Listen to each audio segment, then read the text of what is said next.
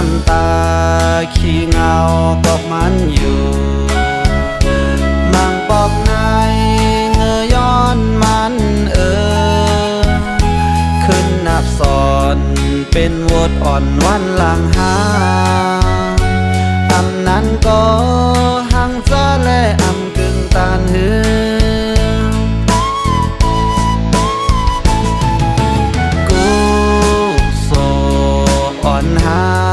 มันตื่นอำเธอกันหือถึงจัดไหนไล่มาตู้คำขันใจแต่น้องขอคมน้ำตาหยดไหล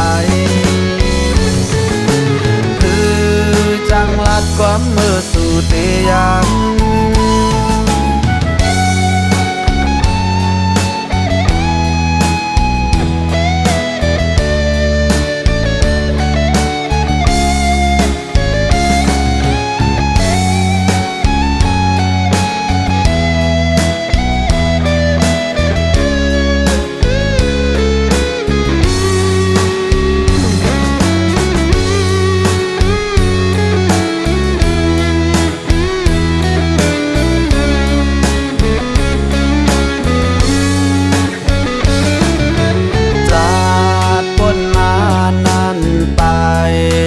เสียงหือจั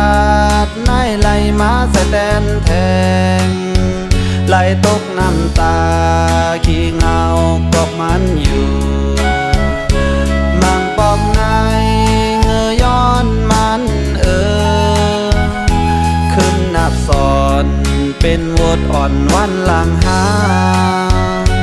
อำนั้นก็หังซะและอำกึ่งตานหือ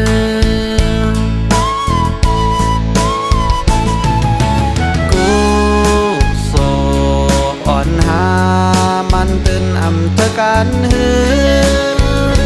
ถึงจัดไหนไล่มาตู้คำขันใจแต่น้องขอคมน้ำตาหยดไหลคือจังลัดความมือสู่เตียงพอขึ้นหอดถึงอ้อมเก่าเฮาสู่